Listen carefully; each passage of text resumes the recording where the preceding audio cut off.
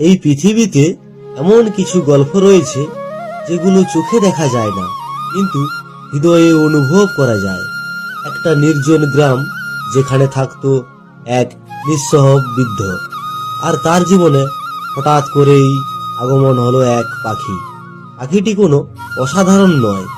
তো বন্ধুরা, চলুন আমরা এই পাখিটি নিয়ে গল্পটি শুরু করতে চলেছি। গল্পটি হলো জাদুর পাখি।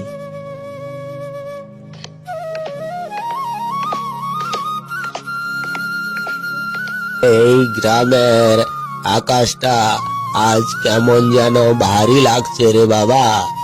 আমি এই গ্রামে 80 বছর কাটালাম, কিন্তু আজকের মতো নীরবতা কখনো দেখিনি। পাখির ডাক নেই, বাতাসের শব্দও নেই, যেন প্রকৃতি নিজেই কিছু বলতে চায়, কিন্তু ভাষা খুঁজে পাচ্ছে না। আমার বুকের ভিতর এমনই একটা চাপা ব্যথা আছে, যেটা আমি কাউকে কখনো বলিনি, কারণ কিছু কথা সময়ের কাছেই বন্দি থাকা ভালো। কাকু, আপনি সবসময় এমন কথা বলেন কেন? আপনার কথা শুনলে মনে হয় আজই কিছু অদ্ভুত ঘটবে। আমি শহর ছেড়ে এই গ্রামে শান্তি খুঁজে এসেছি কাকু, কিন্তু আপনার চোখে যে ভয়টা দেখি তা আমাকে অকারণে অস্থির করে তোলে। আপনি যদি কিছু জানেন তো তাহলে খুলে বলুন, কারণ অজানা ভয় সবচেয়ে বেশি কষ্ট দেয়।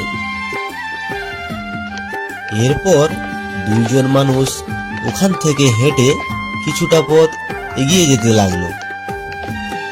হঠাৎ আকাশের দিক থেকে এক অদ্ভুত ডানার শব্দ, তারপর এক বড় পাখি আস্তে আস্তে হাজির হলেন তাদের সামনে। শান্ত গলায় তিনি বলে উঠলেন, ভয় অজানা থেকে আসে না মানুষ, ভয় আসে সেই সত্য থেকে, যেটা তোমরা মানো কিন্তু জানতে চাও না। এই গ্রাম, এই মানুষ, এই সন্ধ্যা, এই সবকিছুই আমার ডানার ছায়ায় কেঁপে উঠেছিল।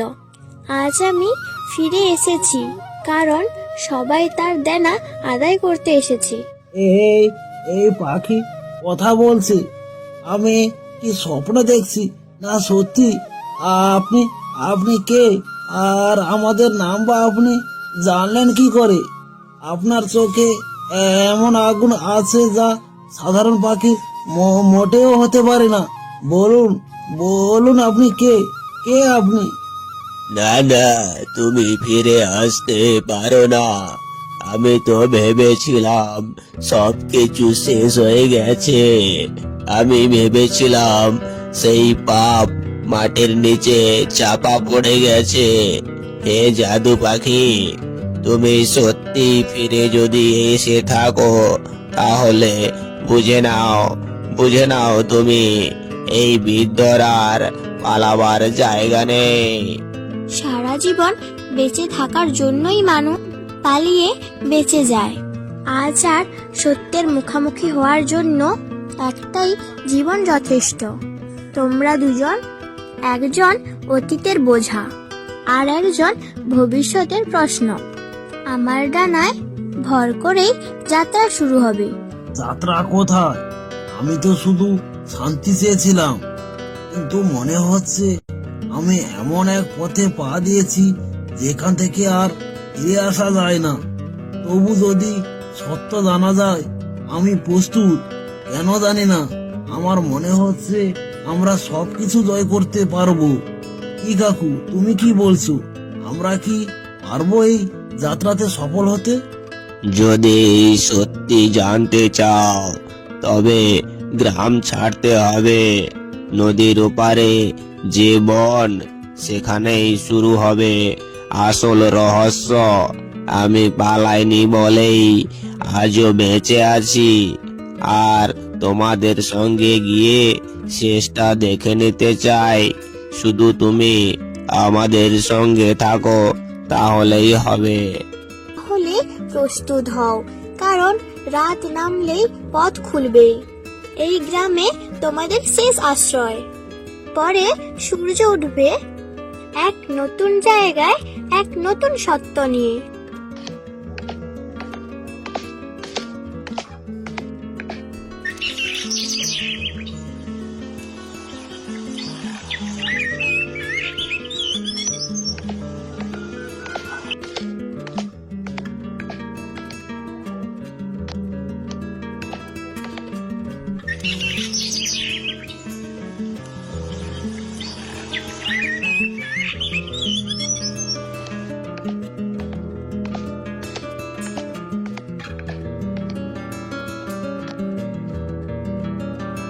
এই নদীর শব্দটা কেমন যেন আজ আলাদা আলাদা লাগছে।